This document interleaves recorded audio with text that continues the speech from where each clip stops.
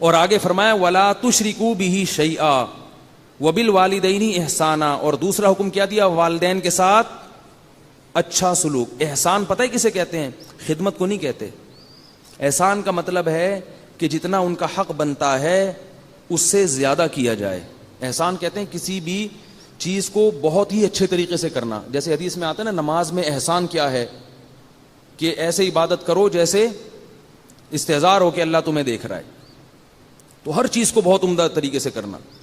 اور فرمایا ولا تقتلوا اولادکم من املاق، اپنی اولاد کو قتل مت کرو غربت کے خوف سے. نحن نرزقکم وایاہم، رزق تمہیں ہم دیتے ہیں اور ان کو بھی ہم دیں گے. آج اولاد کو قتل تو نہیں کیا جاتا، لیکن پریگننسی میں حمل ضائع کرا دیا جاتا ہے. اور یہی ہوتا ہے کہ اس کی فیسیں کون بھرے گا، اس کے علاج کے خرچے کون اٹھائے گا. 2 بچوں کو پالنا مشکل ہو رہا ہے، تیسرا آئے گا، اس کی فیسیں کون دے گا؟ اللہ نے کیا کہا کہ اس کو رزق کون دے گا؟ میں دوں گا. یہ بہت بڑا جرم ہے، یاد رکھو. حمل روکنا اس نیت سے کہ میں خرچے کیسے پورے کروں گا. یہ اللہ پہ الزام ہے کہ اللہ کو آپ تانا دے رہے ہیں کہ اللہ میرے خرچے پورے نہیں ہوئے تھے، میں تو بھوکا مر گیا، ایک اور نسل دنیا میں آ رہی ہے. دیکھو ایک سیٹ ہو، بہت بڑا سیٹ، اور وہ کہہ رہا ہے جب بھی ضرورت ہو نا میرے پاس آنا. بلکہ باپ کی مثال دیتا ہوں. باپ اپنے بیٹے کو کھلا رہا ہے پلا رہا ہے، جب بھی کوئی ضرورت ہوتی ہے اس کی ضرورت پوری کر دیتا ہے. اب بیٹے کو ایک کوئی چیز خریدنی تھی جو بڑی اس کی محبوب چیز تھی، اور وہ نہ خریدتا تو بہت نقصان ہوتا. تو بیٹے نے اس لیے نہیں خریدی کہ پتہ نہیں ابا مجھے پیسے دیں یا نہیں دیں. باپ کو جب پتہ چلے گا اس کو غضب آئے گا کہ نہیں آئے گا؟ کہے گا یار ساری زندگی میں نے آج تک کبھی نہ کی ہے اور تجھے اب کیسے خیال آ گیا یار؟ اس کا مطلب تو مجھے کنجوس سمجھتا ہے، یا تو یہ سمجھتا ہے کہ میرے خزانوں میں کمی ہے. یہ تو نے سوچ کیسے لیا میرے بارے میں؟ تو اللہ اس معاملے میں بہت غیرت مند ہے. رزق کے معاملے میں اللہ نے ہمیں بہت کھلایا ہے بھائی، سارے خرچے پورے کیے اللہ نے. ہمارے جوان کر دیا، پیدا ہوئے تو ماں کی چھاتیوں میں دودھ پیدا کر دیا اللہ نے.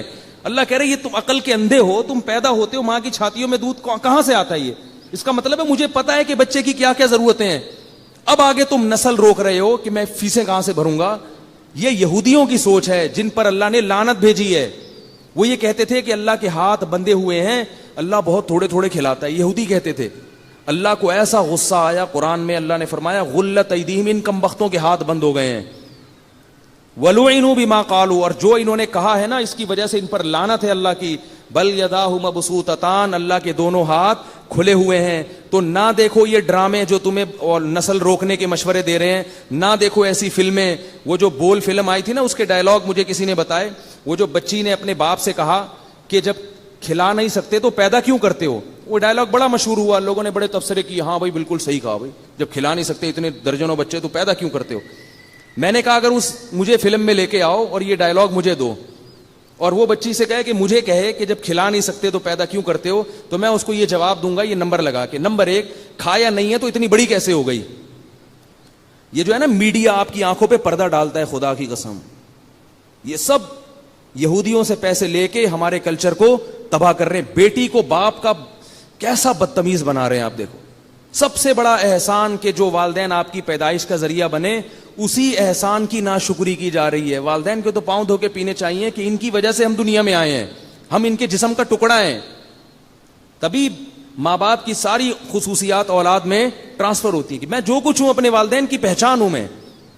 میں جب بیان کرتا ہوں لوگ مجھے کہتے ہیں جنہوں نے میرے والد صاحب کو دیکھا کہ حضرت بالکل آپ کے والد صاحب کا لک آتا ہے آپ میں، وہی جذبات ہیں، وہی آواز ہے. تو یہ کیا ہے؟ یہ کہاں سے ملا ہے؟ سب کچھ باپ سے ٹرانسفر ہوا ہے نا. اسی باپ کو آپ تانا دینا شروع کر دو، یا پیدا کیوں کیا تم نے. کتنا بڑا جرم ہے یہ، کتنا بڑا جرم ہے. اور یہ فلموں میں سینما گھروں میں دکھایا جا رہا ہے اور لوگ ہنس ہنس کے دیکھ رہے ہیں، اور پھر کہتے ہیں ہماری اولاد نافرمان ہے. تمہاری اولاد تو نافرمان ہوگی نا، وہ تو اس باپ کو مانے گی جو تمہیں سونے کے نوالا کھلاتا رہے بس ہر وقت. ذرا سا اس نے ہاتھ کھینچا تو تانے سننے کو ملیں گے تمہیں.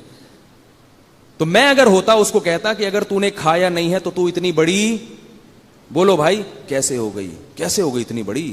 نمبر 2، تو نے ضرورت سے زیادہ کھایا ہے. اگر ضرورت کا کھایا ہوتا تو ایسی باتیں نہ کرتی. ایسی باتیں غریبوں کی زبان پہ نہیں آتی.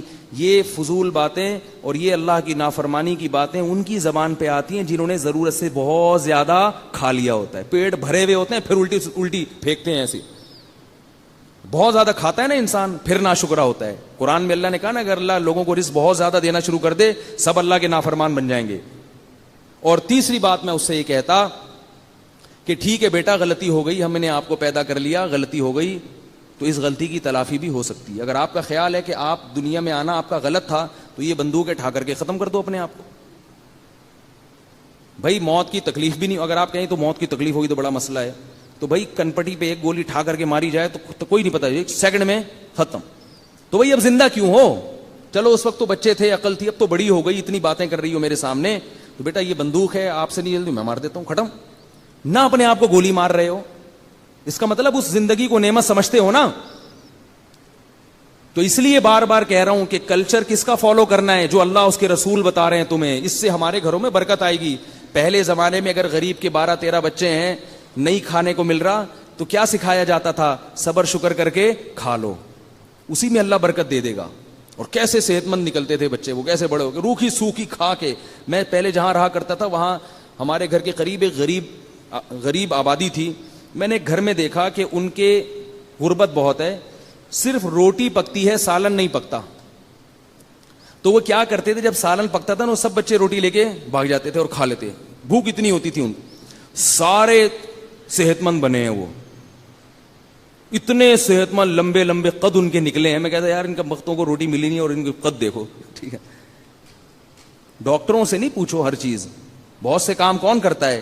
اللہ کا. ڈاکٹروں کی اپنی بیچاروں کی صحت تو دیکھو. ڈاکٹر تو ڈبے پہ ڈبہ لکھتا رہے گا, یہ والا بھی پلا دو, یہ والا بھی ایکچولی اس میں یہ والے آئرن کی کمی, یہ والا پلا دو. غریب, میں نے پٹھان بچے دیکھے ہیں, پٹھانوں کے علاقوں میں رہا ہوں میں, غریبوں کے. ایک پٹھان کو میں نے دیکھا, اس کے ساتھ میں رہا بہت, میں نے دیکھا کہ اس کا بچہ روتا ہے تو روٹی لا کے پکڑا دیتا ہے, صرف روٹی, اور بچہ صرف روٹی کھاتا ہے. اتنا طاقتور, اتنا. گندم کی روٹی کو ہلکا مت سمجھو, یہ میرا بیان ہے. گندم کی روٹی, جو ماہر ڈاکٹر ہے نا, چائلڈ اسپیشلسٹ, وہ بھی یہی کہتے ہیں کہ 3-4 سال کے بچے کے جسم میں ایک روٹی بھی 24 گھنٹے میں پہنچ گئی نا, بس اب رزق کی فکر کرنے کی ضرورت نہیں ہے. گندم میں سب کچھ رکھا ہے اللہ نے, اتنا مشکل نہیں بنایا جینے کو اللہ نے. تو اب اگر آپ نسل روکو گے اس لیے کہ خرچے کہاں سے پورے کروں گا, تو یہ کس پر الزام ہے؟ اللہ پر. اس لیے خرچوں کی نیت سے. ہاں اگر کوئی عورت صحت خراب ہو گئی, بیمار ہو گئی, وہ ایک الگ بات ہے.